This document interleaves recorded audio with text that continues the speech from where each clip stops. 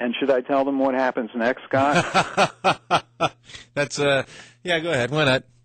Well, you all will have to get out your anatomy books because at the back of the roof of the mouth, you may notice it goes from being hard palate to soft palate. And the soft palate is the part that kind of hangs down in the back of the mouth that has the little uvula hanging down on the bottom. And that soft palate is actually a trap door. And when the tongue goes to the roof of the mouth, and as we have more energy flowing, we find that the tongue wants to go back.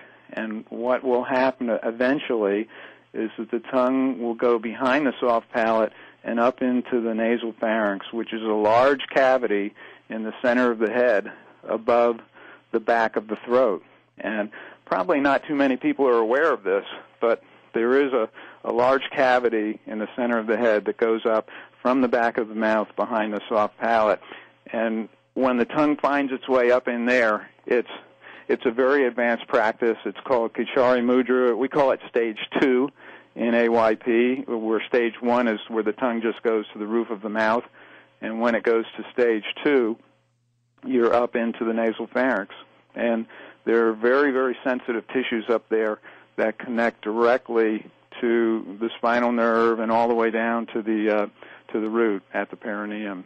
And so there's very powerful connection that occurs when Kichari Mudra happens and reaches that level of Stage 2. If you're having a conversation with somebody and they talk about that and they've made it through Stage 2 and beyond, is it real evident in their speech or in their conversation that it's happened? Well, not really.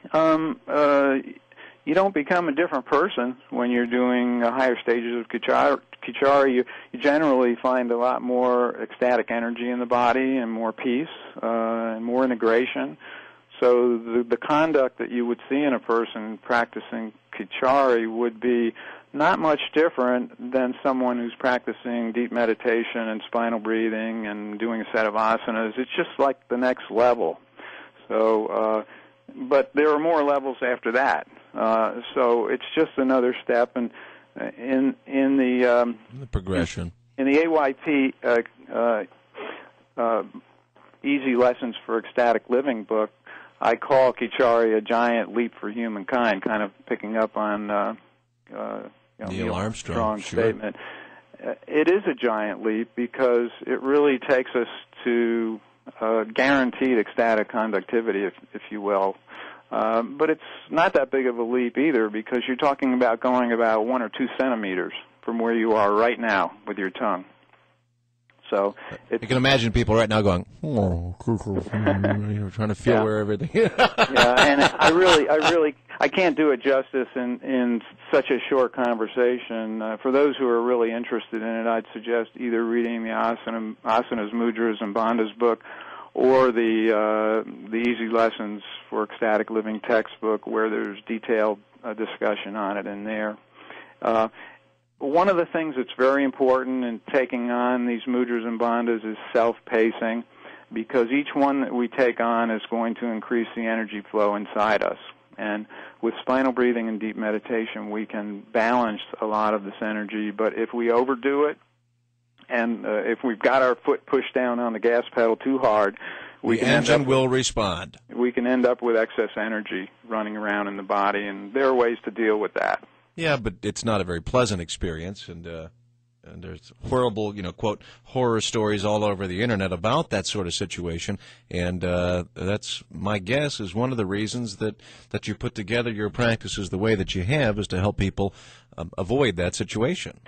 That's right. We've put them in an order and sequenced them and given lots of instructions on pacing from one practice to the next practice to the next practice. And it's really a step-by-step approach, and every step along the way there's certain checklists and safeguards and so on that you do. And when I first came out with all of this, I really wasn't sure that people were going to be able to handle it, but I was very pleasantly surprised because when you put knowledge into people's hands and you explain to them the risks that are associated with it and the rewards that are associated with it, guess what? 99.99% of everybody is very responsible with it, which was a wonderful, gratifying for me to find out about the hundreds and thousands of people that have been following these lessons, that people really are ready to be responsible with these practices, and there's no need to keep them secret anymore.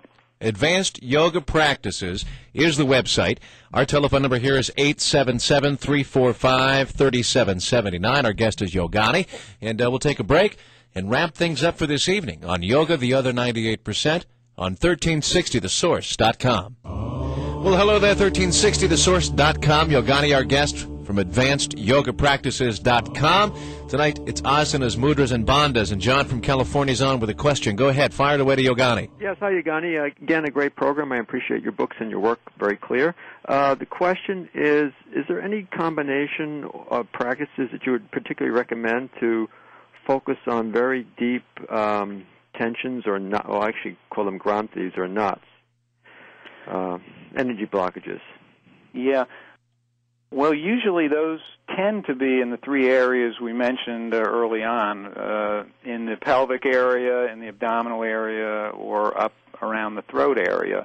And so doing the Mudras and Bandhas that we've been talking about so far will provide, as a side effect, really, the addressing the health issues, whereas what we're really doing is working on the spiritual energy side of it, in conjunction with rising inner silence during meditation. So yes, the Mudras and Bandhas will help in those areas, but you should not take them on just for that. In other words, if you're having a throat blockage, you should not just be doing dynamic chin lock all by itself. It should be in conjunction with an overall balanced program.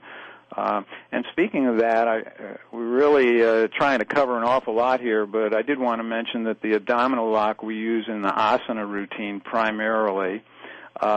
We also have several other mudras that we use, some in the asana routine and some added into the routine of our sitting practices in the same way that we've been talking about, taking on one and integrating it into the practice, making sure we're stable in our activity every day, which could take, several months, and then adding things on one step at a time. And if we do that, we'll get all of the benefits and health benefits, and reducing stress in certain areas of the body will come along with that. So I hope that answers the question in a general way. We also have a whole battery of remedies if energy becomes excessive. And there's one mudra that's not actually a practice, but I call it the whole body mudra, and that's when the whole body automatically does all of these things at the same time in a very subtle way. And that's when ecstatic conductivity is really in full bloom, where we're just automatically producing ecstasy all the time, and that's integrating with our inner silence that comes from meditation and samyama. And then the outgrowth of that is what I call outpouring divine love. No, you're saying the automatic mudra, no, full body mudra. Whole body mudra is essentially the root lock, the sambhavi, a little dynamic chin lock happening, kachari happening, and some of the other mudras that we haven't discussed tonight. It all kind of comes together. Remember in the beginning we're talking about all of the limbs of yoga are connected. Well, they're connected through the human nervous system. So when all of this gets going, it all connects together and becomes automatic as a whole, and the whole body is involved in a very subtle way, invisibly. You can be walking around having the whole body mudra, and no one will notice except for maybe the glow. But seriously, it is a very natural and wonderful thing to bring your nervous system through this process of spiritual development. Gotcha. Yogani, once again, thank you so much for being with us. AdvancedYogaPractices.com. That's the name of the website. You can go there. You can go order any of the books that we've been discussing, and you can be on your path as well. And we'll have him back again next week on Yoga, the Other 98% on 1360thesource.com.